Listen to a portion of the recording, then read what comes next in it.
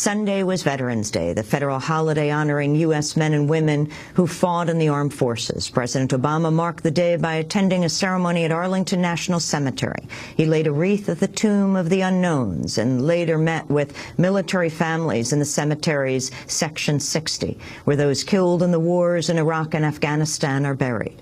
In his speech, President Obama emphasized the obligations Americans and their government have to veterans. In this country, we take care of our own, especially our veterans who have served us so bravely and sacrificed so selflessly in our name. And we carry on knowing that our best days always lie ahead.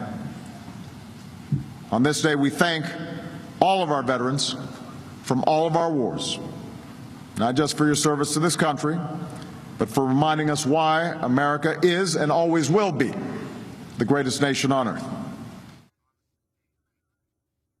Although President Obama stressed the importance of supporting returning troops in his speech, veterans continue to face extremely high levels of unemployment, traumatic brain injury, PTSD, and homelessness. Their unemployment rate is 11%, about 3% higher than the general population.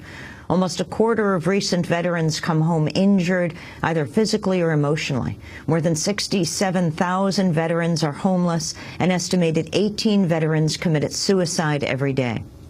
Now, a major new investigation by journalist Aaron Glantz questions the government's commitment to supporting soldiers struggling to re-enter civilian life.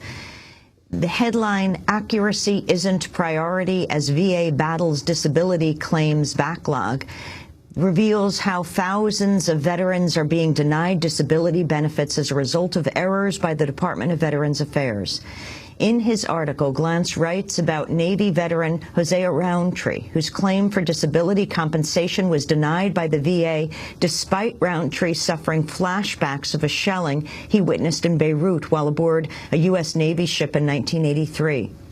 The VA has a duty to assist veterans in developing their facts and evidence to support their claims, but the department reprimanded one of its own employees for attempting to do just that for Roundtree. Jamie Foxx lost her job in 2008 after she wrote a memo to her boss arguing Roundtree's disability benefits were being denied wrongfully.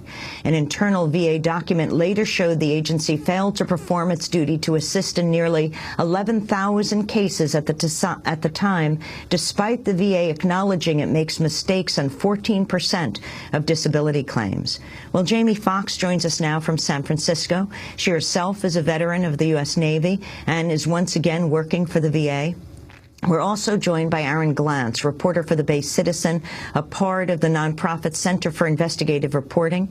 You can see more of his work at baycitizen.org. He's also author of 3 books, most recently The War Comes Home, Washington's Battle Against America's Veterans. We welcome you both to Democracy Now! The piece appeared in the San Francisco Chronicle this weekend. And before we talk about the specific case of Hosea and Jamie, Aaron, if you can put this in a broader context on this Veterans Day.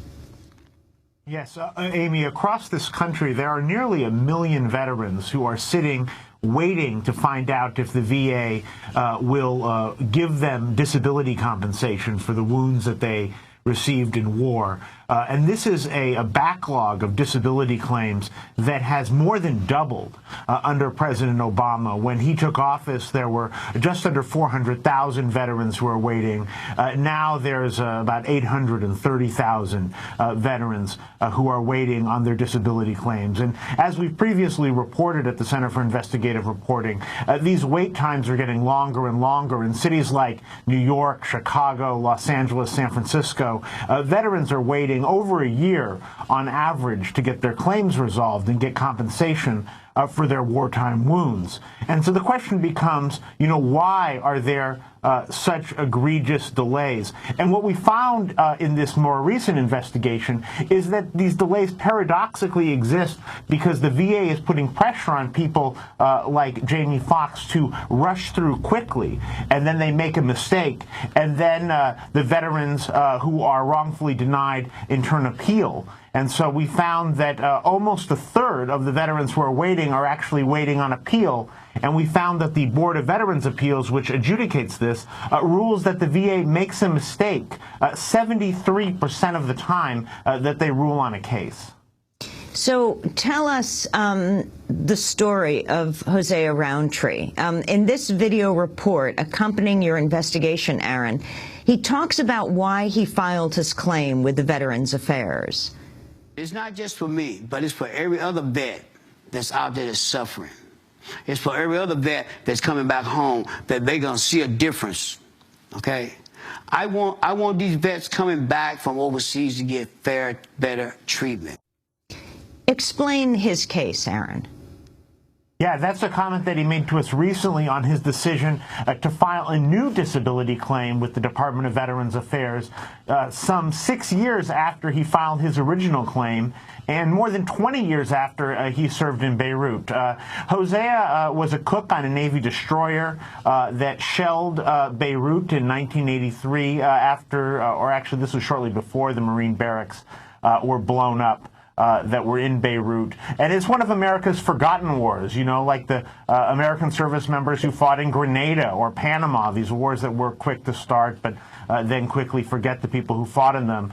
He came back. He started to experience symptoms of PTSD. I spoke with his wife outside of Sacramento. She said he wasn't the same after he got home. He stayed in the Navy, and then during the 1991 Gulf War, he served in the Persian Gulf. And that experience serving in war a second time caused all of his experiences of watching people gunned down at the airport in Beirut from his Navy destroyer, flooded back in, got layered over with these new wartime experiences in the Gulf.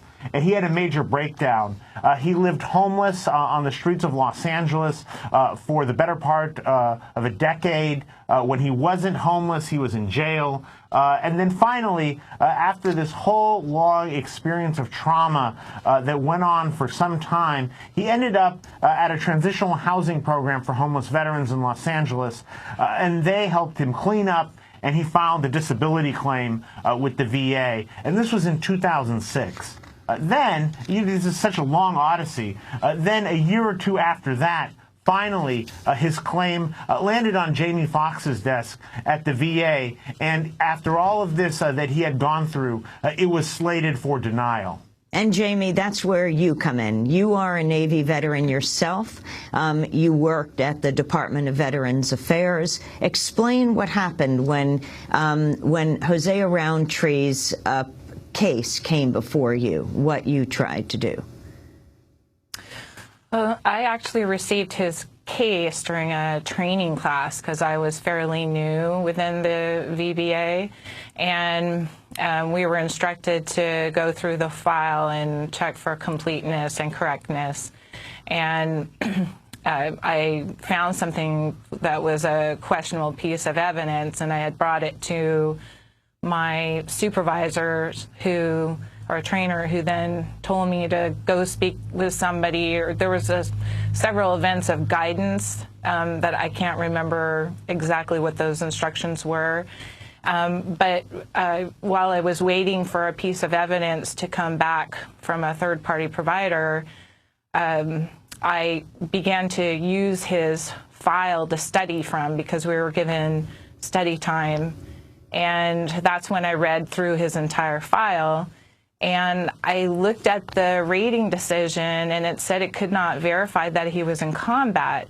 But because I was in the Navy and he was in the Navy, and I just knew that with all of his tours of duty and being out to sea, and that he had been recommended for chief, and you know, that's not something that's easily done. And reading through his detailed accounts of his stories, it just really piqued my curiosity. So that's when I got on the internet and just briefly looked at some internet sites and found that his ship that he had been on was in combat. So I was still waiting for another piece of evidence from the first issue, which hadn't arrived yet, and I proceeded to type up a letter because I was going to be leaving for about 3 weeks to go away for training. And I walked his file over to one of my supervisors and asked him, you know, what should I do with the file? And he said to leave it on my desk, that he'd have somebody come pick it up. And when I came back, the file was still there, and I asked again, went and talked to the supervisor and said, what should I do with the file? Because I didn't, I was still green. I needed to have somebody guide me through this, and he told me to take it to another supervisor. It's been over 30 years of experience, and he's considered an expert in all rating board issues. And then I never saw the file again until May. And then what happened? Then I was thinking about Mr. Roundtree, and I looked him up on the computer. There's a computer program called Covers, and it tracks where the file goes, who has it and for how long. And when I looked at it, I noticed that my name had been missing from the middle of the file, showing that I did not have the file, but I had worked on the file. And I also noticed that the letter was still denial. So a coworker and I named Ann Williams, we called it back. And when we called the file back, because we wanted to see if there had been any suspicious activity, because at that time there had been a lot of shredding incidences that had been going on in the VA, and with the intention that we were going to be bringing this to a supervisor. But the file was intercepted by someone, and then that led to another series of events. Yeah, Amy, this whole situation, as you can see, there's a lot of kind of small details, but basically what happened here is that Jamie was at the end of the food chain at the VA, at the end of the assembly line, looking over Hosea's claim, and it had been slated for denial. And in her position, she was supposed to review the claim and then send out a letter saying either, these are your benefits and you're due, $10,000 or whatever the amount would be, or alternatively, you're denied. And Hosea's claim was slated for denial. And as she said, she went online and she was able pretty quickly to find out that even though the initial determination was that he hadn't engaged in combat, that it was all over the internet that his ship that he was on was in combat in 1983 off the coast of Beirut. And she mentioned as she wrote this 4-page memo to her supervisor saying, hey, maybe we should go back and we should look at this claim again. Maybe the rating is wrong. And, after all of the kind of minor incidents that she's describing, she was fired, and the stated or she was given a termination letter, rather, and the stated reason for dismissal in the termination letter was that she had spent all of this time going through this veteran, Hosea Roundtree's file, when it would have only taken her 10 or 15 minutes to deny him his benefits. So you, Jamie, were forced out? Yes. They gave you the choice of being fired or quitting? Correct. Explain what you chose.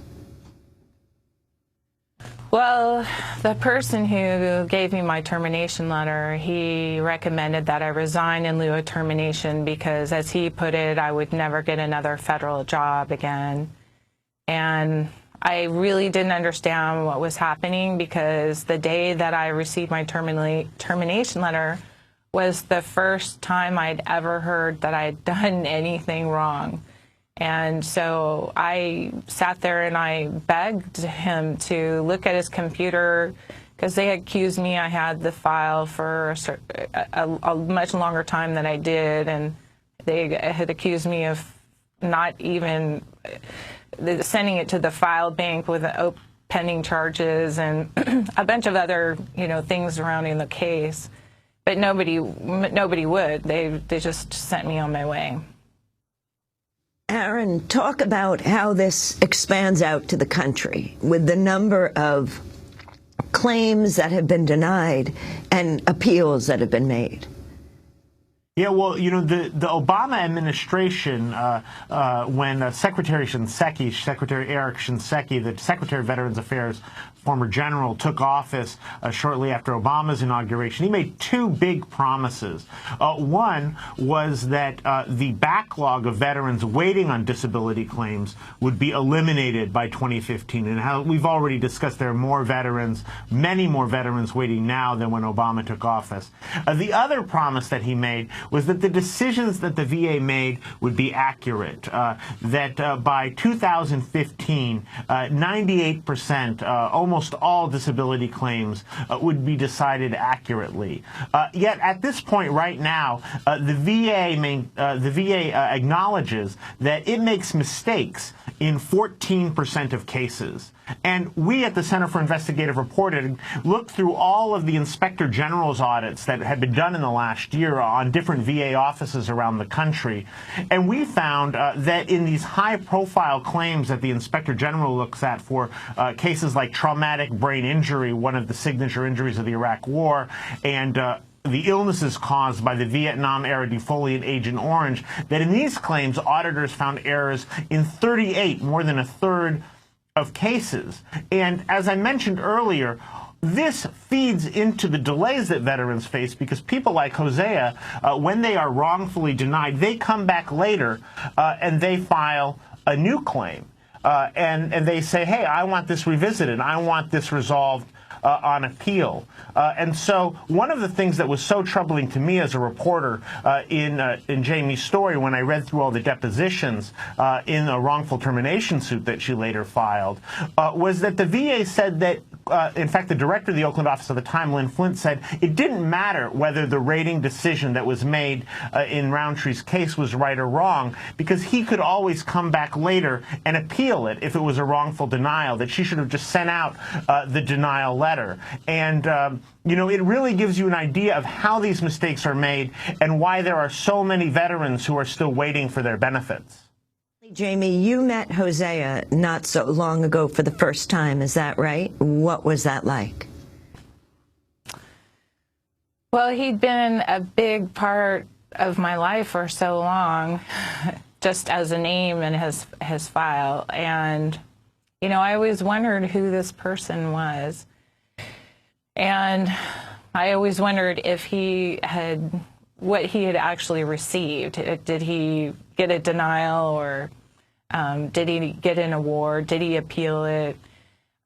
So out of that curiosity, a friend had told me that she had seen him on Facebook. So I looked, and it showed that he was a cook up in Sacramento VA Medical Center. And I looked on my work directory and found him, and I called him in the kitchen. And he answered the phone, and we exchanged some information to make sure, you know, I wanted to make sure that was who he was. And then we later called each other on the telephone and spoke, and we just hit it off. Well, I want to thank you very much for being with us. Jamie Foxx, U.S. Navy veteran, works now back at the Department of Veterans Affairs, and Aaron Glantz for your reporting for the Bay Citizen, part of the nonprofit Center for Investigative Reporting. Your latest piece called Accuracy Isn't Priority as VA Battles Disability Claims Backlog. This is Democracy Now!, democracynow.org, the War and Peace Report. Back in a minute.